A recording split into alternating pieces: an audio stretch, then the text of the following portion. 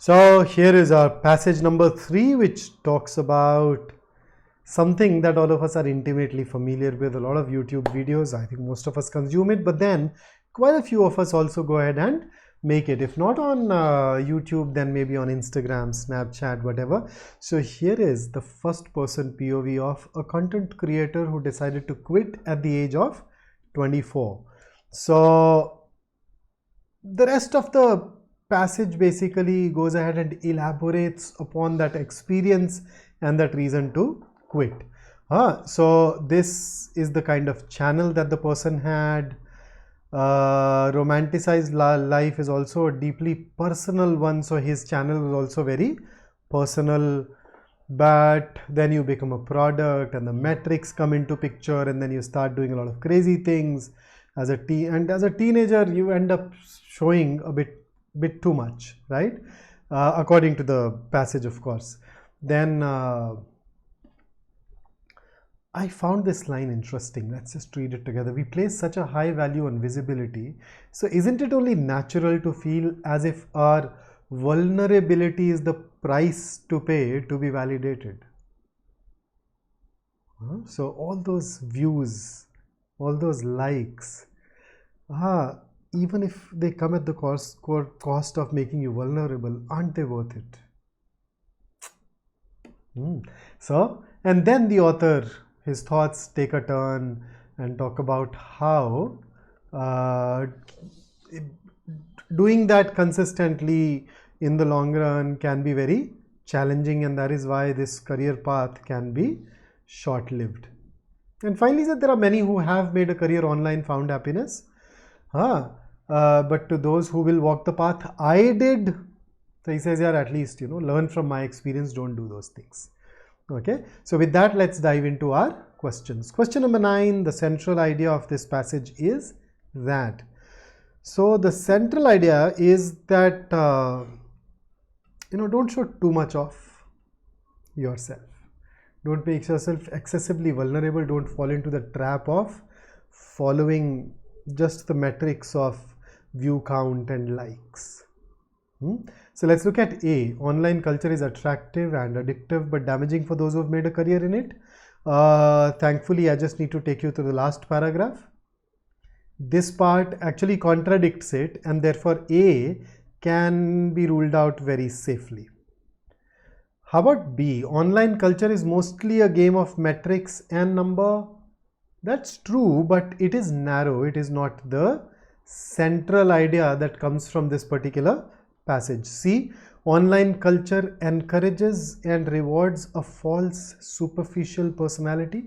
Hey, on the contrary, the author says that you need to be authentic. It can make you do crazy things, yes, but does it encourage and reward a false, superficial personality? He says there are times when you grow from your authentic self and become somebody else. So if you show that somebody else, then you're faking it. But if you're faking it, you're no longer authentic, and eventually you'll not be rewarded. So does it reward that? Not really. So this is also getting contradicted by the passage. So A and C are definitely out. B is narrow, unlikely, but let's have a look at D. Online culture can be rewarding if one does not expose too much of oneself. I think even this is not a great main idea. But if I compare it, of the 4, this is going to be the best one, isn't it? Don't make yourself vulnerable. Do not expose too much of yourself. Do not chase the metrics. Those were the key things. And therefore, at least D captures one part of it. So that becomes the best answer choice for us. And that is why we often insist that we work with elimination instead of working with selection. Let's dive into the next one. So the answer for 9th is D. Here is the next question. Why does the author say in paragraph 2, imagine if Ferris Bueller, I hope I'm pronouncing it right, had a YouTube channel? So here is the context. When I tell people about my videos, I often say, imagine if Ferris Bueller had a YouTube channel. I use the style. So I don't know what this is. I Googled and I realized that it was some sitcom that showed the everyday life of a regular next door teenager types. Okay, but then I did not need that to arrive at the answer. It says I used the style and conventions of nostalgic teen films to romanticize what was otherwise an ordinary life. So going by that, if we have to pick up an answer choice, so you notice idealizing a mundane existence works well in YouTube, something that we can conclude. Can we come up with A to express an ironic situation? This is not even mentioned. To express an C, to express an affinity for the character? No, it was just used as a metaphor to convey with clarity the kind of channel and the kind of theme that the channel had. To denigrate Ferris Bueller, he did not make a YouTube channel.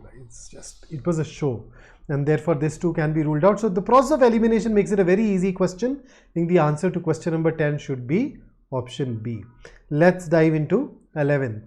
In paragraph 4, you have a statement, YouTube soon became a game of what's the craziest thing you do for attention.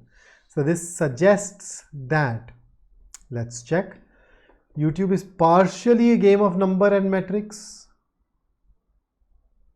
Can I arrive at this from this? YouTube soon became a game of what's the craziest thing you do for attention. So number and metrics, right, but it misses out on the part that it makes you do crazy things. But let's keep it in running. B, YouTube encourages superficiality and fake personas. No mention of crazy, no mention of, but metrics, yes, through encourages, you can grab that. YouTube does not reward a mundane existence. That's true. So you need to do crazy things. It's only then that you'd be rewarded. So it does not reward something which is everyday. That comes pretty close. So C is better than A. So let's eliminate A. D, YouTube encourages and rewards originality and creativity. It is mentioned elsewhere, but then where is the craziest thing that makes you do crazy things?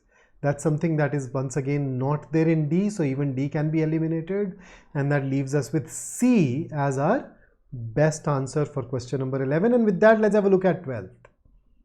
The author asks YouTubers to learn from her experience because, now see, the reason has not been given very explicitly, but let us check. Here is that relevant part. But to those who will walk the path I did, I hope you will learn from my experience. So her desire is to tell people who are following her path that, you know, they should learn from her experience. And what was her experience?